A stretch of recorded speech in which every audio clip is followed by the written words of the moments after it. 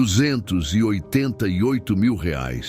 Em 8 anos, todo mês, sem falhar uma vez. Era o dinheiro do apartamento que ele nunca comprou, das férias que nunca tirou, do futuro que foi empurrando para depois. Era o dinheiro que ele mandava para a família, porque a família precisava, ou pelo menos era o que eles disseram. Ele achou que estava fazendo a coisa certa. Essa é a história de Henrique. E do dia em que ele descobriu o que custou acreditar nisso, Henrique cresceu sendo o exemplo. Era o filho que estudou, o que passou no vestibular quando os irmãos desistiram, o que foi para São Paulo com 25 anos, R$ 200 no bolso e a certeza de que ia dar certo. E deu. 12 anos depois, ele era analista de sistemas sênior numa empresa boa. Salário fixo, carteira assinada, plano de saúde, as coisas que a família lá no interior considerava sinais de que você tinha chegado. Ele não era rico, era estável, que no Brasil, para quem vem de onde ele veio, é quase a mesma coisa. Com essa estabilidade veio um peso que ele nunca questionou, o de ser o que podia ajudar. Não era uma conversa. Não foi uma decisão que ele tomou um dia, sentado numa mesa, pesando os prós e os contras. Era uma identidade. Ele era o orgulho da família. E o orgulho não abandona os seus. Quando o primeiro pedido chegou, ele não pensou 2 vezes. Pensou, é claro. Para que ter se não é para isso? Ele tinha 29 anos. O pai havia perdido a principal fonte de renda. A mãe tinha despesas com saúde. Os irmãos estavam tentando se estabilizar. A lógica era simples. Ele tinha. Eles precisavam. Então, ele começou a transferir R$ 3.000 por mês. Todo mês. Sem falhar uma vez. 8 anos é muito tempo para normalizar qualquer coisa. No primeiro ano era a reforma da casa dos pais. No segundo, a dívida do Eduardo. No terceiro, o problema de saúde da mãe, um procedimento que o plano público não cobria a tempo. Era sempre urgente, sempre. Em 8 anos, nunca foi um capricho, era sempre uma crise. E as crises nunca acabavam. Ele aprendeu a separar o dinheiro da família antes de separar o seu. Recebia o salário, primeiro ia os 3.000, depois o aluguel, depois ele. 2 vezes ele chegou perto de comprar o apartamento. A primeira foi com 5 anos de São Paulo. Tinha juntado uma entrada razoável. A família apresentou uma nova crise. Ele usou a entrada. A segunda foi 2 anos atrás. Tinha voltado a juntar. A família apresentou outra crise. Ele adiou de novo. Sempre havia uma razão boa o suficiente para esperar mais um pouco. 368 meses num apartamento alugado. 12 anos pagando pelo sonho de outra pessoa. Ele não reclamava, não com raiva pelo menos. Às vezes com cansaço, aquele cansaço de domingo à noite, quando você olha para o extrato e percebe que o que sobrou não é suficiente para ser suficiente. Mas ele era o orgulho da família, e o orgulho aguenta. Com 37 anos, a família ligou com o maior pedido até então. R$ 90 mil, cirurgia cardíaca eletiva do pai, implante de stent. Henrique não hesitou. Começou a investigar como ajudar. Primeiro passo, entender a cobertura do plano de saúde do pai. Ele mesmo havia ajudado a pagar algumas mensalidades nos primeiros anos. Queria saber o que estava coberto. O plano cobria o procedimento, com coparticipação de R$ 12 mil, não 90. A família havia inflado o valor em R$ 78 mil. Henrique ligou para casa tentando entender. Não conseguiu resposta clara. A mãe mudava de assunto. O pai dizia que o médico tinha explicado diferente. A irmã dizia que o plano tinha limitações que ele não entendia. Ele não entendeu, mas desconfiou. Dias depois, ele ligou para o primo Marcelo. Uma conversa sem intenção, só para falar com alguém da família que não fosse parte do pedido. Marcelo não sabia que estava revelando nada. Para ele, os sítios do tio Antônio eram um fato da vida, coisa que todo mundo sabia. Você não sabia que seu pai tem 3 imóveis registrados no cartório, né? Herdou do seu avô há 10 anos. Aquilo vale bastante agora. Henrique ficou em silêncio. O primo perguntou se ele ainda estava na linha. O corpo dele ficou frio. Não foi raiva imediata. Foi aquela frieza de quando alguma coisa encaixa num lugar que você não queria que encaixasse. Naquela semana, Henrique acessou o portal público de consulta de imóveis do Estado. 2 sítios rurais, uma casa urbana, todos em nome do pai, todos registrados há 10 anos.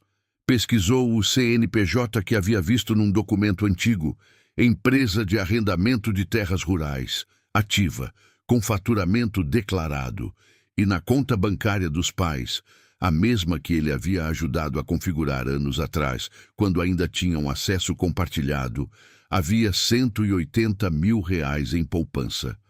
8 anos. Todo mês. Eles tinham tudo esse tempo todo. Henrique esperou 3 dias, não por hesitação, por organização. Ele queria ter tudo documentado antes de ligar. Queria que não houvesse espaço para "você está enganado". Quando ligou, a mãe atendeu. Ele perguntou com calma sobre os sítios. A mãe começou a chorar antes de ele terminar a frase. Não foi negação. Foi o choro de quem sabe que foi descoberto e aposta que a emoção resolve o que a explicação não consegue. A irmã Patrícia entrou na ligação. Você está sendo egoísta. O pai precisa da cirurgia. Como você consegue falar dessas coisas num momento desse? O irmão Eduardo foi mais direto. A herança era do vovô pra gente.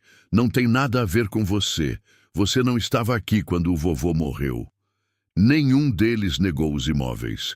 Nenhum negou a poupança. Só redirecionaram. Só justificaram. E isso foi pior do que a negação. Henrique ouviu tudo. Ouviu o choro da mãe. Ouviu a irmã chamá-lo de egoísta. Ouviu o irmão dizer que ele não estava aqui. Então ele falou, faz 8 anos, todo mês, sem falhar uma vez, abri mão do meu apartamento 2 vezes, das minhas férias, do meu dinheiro, do meu tempo, da minha vida, e vocês tinham tudo esse tempo todo. A mãe precisava de cirurgia? Tinha dinheiro. O Eduardo tinha dívida? Tinha dinheiro. A casa precisava de reforma? Tinha dinheiro, mas era mais fácil me ligar. A irmã tentou responder. Ele não deixou. Não vou pagar a cirurgia. O plano cobre. Se não quiser usar o plano, tem a poupança. Se não quiser usar a poupança, tem os sítios.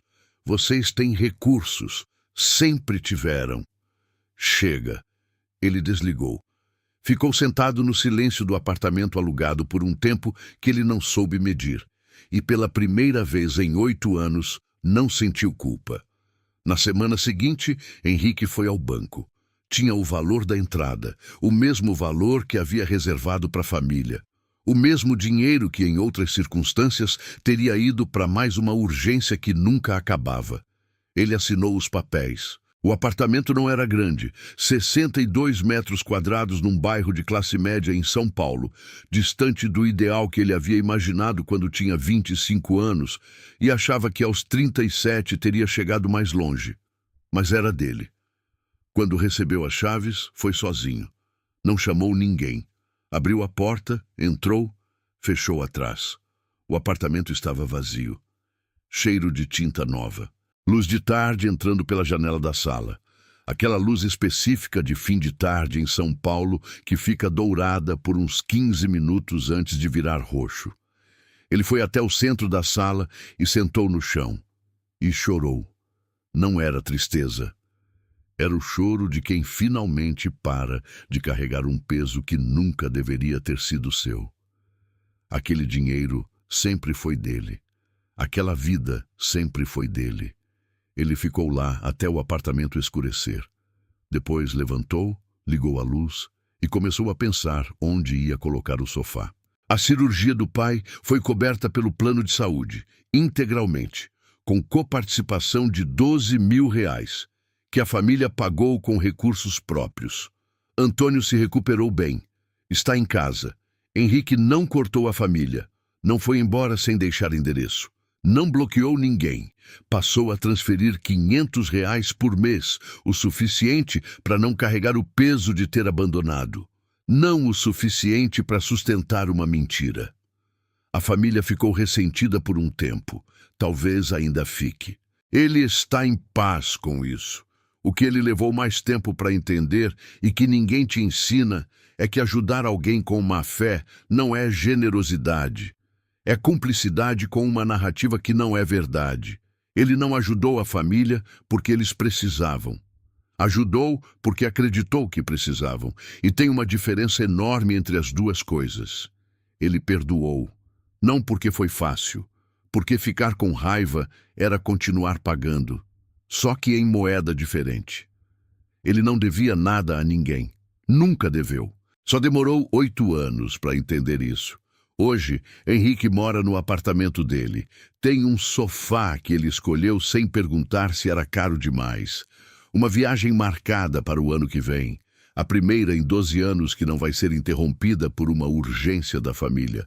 Às vezes, ele pensa nos 8 anos, no dinheiro, no tempo, no apartamento que quase foi seu 2 vezes antes de finalmente ser.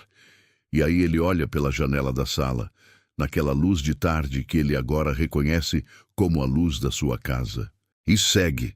Ele não largou a família. Ele parou de pagar por uma mentira e aprendeu, tarde, mas aprendeu, que amor próprio não é egoísmo. É o mínimo que você deve a si mesmo. Se você está carregando um peso que nunca pediu para carregar, conta nos comentários. A gente não precisa carregar essas histórias sozinha. Se você ainda não é inscrito no canal, se inscreve e ativa o sino. Toda semana tem uma história nova, uma história que alguém nunca contou, histórias que nunca contei.